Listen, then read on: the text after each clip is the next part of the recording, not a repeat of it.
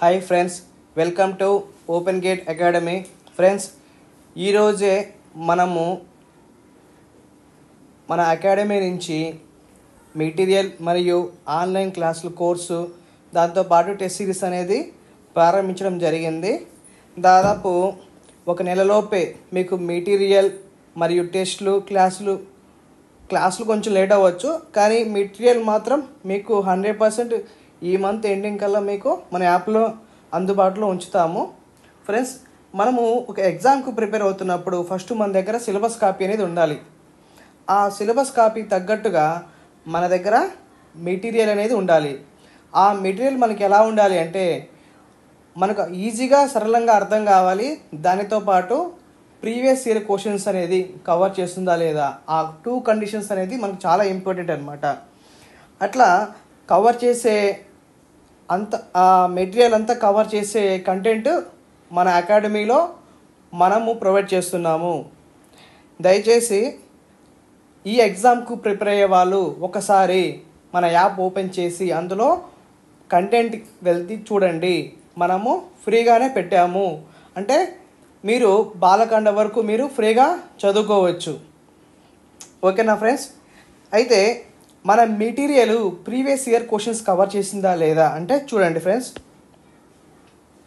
అయోధ్య పక్కనే ఉన్న నది ఏది అని ఎగ్జామినర్ అడిగారు. ప్రీవియస్ ఇయర్ క్వశ్చన్ అనమాట ఇవన్నీ. అయితే వాల్మీకి మహర్షి ఈ రామాయణాన్ని రచించినటువంటి వాల్మీకి మహర్షి అయోధ్య నగరం ఎక్కడ ఉందో చెప్తున్నాడు మనకు. సరయూ నది ఒడ్డున ఉంది అని. ఎక్కడ ఉందని చెప్తున్నారు? సరయూ నది ఒడ్డున ఉంది అని చెప్తున్నారు అనమాట. ఫ్రెండ్స్, ఈ క్వశ్చన్కి ఆన్సర్ మన దగ్గర ఉందన్నమాట. తర్వాత నెక్స్ట్ క్వశ్చన్ వచ్చేసరికి ఏంటంటే, దశరథుని పుత్రకామిష్టి యాగం జరిపించిన మహర్షి ఎవరు? దశరథుని చేత పుత్రకామిష్టి యాగము జరిపించిన వారు ఎవరు అని అడిగారు. ఈ పుత్రకామిష్టి యాగము జరిపించినది ఎవరు అంటే వృషశృంగ మహర్షి. ఇతను ఎవరు అంటే విభన్నక మహర్షి కుమారుడు. ఆ విభన్నక మహర్షి కుమారుడే వృషశృంగుడు. ఈ వృషశృంగుడు గురించి ఎవరు మనకు సమాచారం ఇస్తున్నారంటే దశరథ మహారాజు మంత్రుడైనటువంటి సుమంత్రుడు చెప్తున్నాడు అనమాట. అతను చేత జరిపించినట్లయితే ఇది పుత్రకామిష్టి యాగం అనేది వృషశృంగుని చేత జరిపించినట్లయితే రాజు మీకు ఖచ్చితంగా సంతానం కలుగుతుంది అనే సందర్భంలో ఈ పుత్రకామిష్టి యాగాన్ని వృషశృంగ మహర్షి జరిపించారనమాట. నెక్స్ట్ క్వశ్చన్ వచ్చేసరికి, కౌసల్య సుప్రజ రామ అని శ్రీరాముని నిద్ర నుంచి లేపిన వారు ఎవరని ఎగ్జామినర్ క్వశ్చన్ అడిగాడు అనమాట. అయితే ఈ విశ్వామిత్రుడు రాముడికి 16 సంవత్సరాల వయసు వచ్చిన తర్వాత తన రాజ్యానికి వచ్చి దశరథ మహారాజును అడుగుతారు, నేను ఒక యాగం జరుపుతున్నాను, ఆ యాగానికి శ్రీరాముడు నాకు అవసరమవుతుందని చెప్పి మన విశ్వామిత్రుడు అడగగా దశరథ మహారాజు ఆ 2 కుమారులని విశ్వామిత్రుడితో పంపించారనమాట.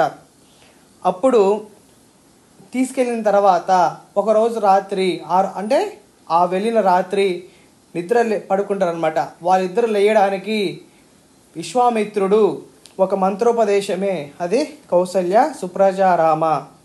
ఓకేనా ఫ్రెండ్స్? నెక్స్ట్ క్వశ్చన్ వచ్చేసరికి, సగర కుమారులను భస్మం చేసిన ఋషి ఎవరు? సగర కుమారులు అంటే ఎవరు అనే దాని గురించి మన మెటీరియల్లో ఇన్ డీటెయిల్గా ఇవ్వడం జరిగింది అనమాట.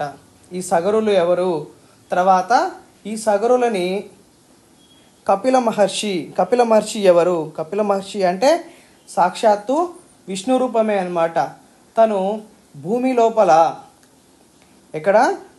లోపల తపస్సు చేస్తున్నప్పుడు ఈ సగరులు వెళ్ళి ఆయన్ని డిస్టర్బ్ చేశారనమాట. ఒక యాగాశ్రమం కోసం అని వెళ్ళి దీని కథ మొత్తము కూడా మన మెటీరియల్లో అందించడం జరిగింది. నెక్స్ట్ క్వశ్చన్ వచ్చేసరికి, జనకుని సోదరు పేరేమిటి? అంటే శ్రీరాముడు ఎప్పుడైతే శివధనుస్సును విరిచాడో తర్వాత ఈ జనక మహారాజు తన సోదరుడైనటువంటి కుశధ్వజ వారి యొక్క కుమారులని కూతుర్లని చూడండి ఇక్కడ శృతకీర్తిని వచ్చేసరికి శతఘ్నునికి, తర్వాత మాండవిని వచ్చేసరికి భరతుడికి ఇచ్చి వివాహం జరిపించారు. వీళ్ళిద్దరు ఎవరు అంటే జనక మహారాజు యొక్క కుమార్తెలు. నెక్స్ట్ క్వశ్చన్ వచ్చేసరికి ఏంటిది అంటే దశరథ మహారాజు తండ్రి పేరు ఏమిటి? దశరథ మహారాజు యొక్క తండ్రి పేరు అంటే దశరథ మహారాజు 61వ రాజు, శ్రీరాముడు 62వ వారనమాట. అలా వారి యొక్క వంశవృక్షము దశరథ మహారాజు చూసుకుంటే ఎవరి యొక్క కుమారుడు అంటే అజాతుడు. ఇక్కడ ఆన్సర్ అజాతుడు ఉంది. ఇక్కడ వచ్చేసరికి మనకు అజుడికి జన్మించిన వాడే దశరథుడు. ఇవన్నీ ఇది ఆల్రెడీ రిపీట్ అయిన క్వశ్చన్ అనమాట. ఓకేనా ఫ్రెండ్స్, బాలకాండ మనకు చాలా చాలా ఇంపార్టెంట్. ఎందుకు అంటే దాదాపు 7-8 క్వశ్చన్లు ఈ టాపిక్ నుంచే వచ్చాయన్నమాట. సో బాలకాండ గురించి మనము ఇన్ డీటెయిల్గా మెటీరియల్ అనేది ఇవ్వడం జరిగిందనమాట. ప్రతిదీ కథ రూపంలో ఉంటుంది. దానితో పాటు వాళ్ళ ఫ్యామిలీ ట్రీకి సంబంధించినటువంటి ఫ్లో చార్ట్స్ ఇవ్వడం జరిగింది, టేబుల్స్ ఇవ్వడం జరిగింది. మధ్యలో మీకు ఇక్కడ డయాగ్రామ్స్ కూడా కనిపిస్తున్నాయి కదా, ఆ డయాగ్రామ్స్ కూడా అంటే మీకు రివిజన్ కూడా త్వరగా అవ్వడానికి ఆ డయాగ్రామ్స్ చూస్తే మీకు షార్ట్ నోట్స్ రాసుకోవచ్చు ఇక్కడ అన్నమాట.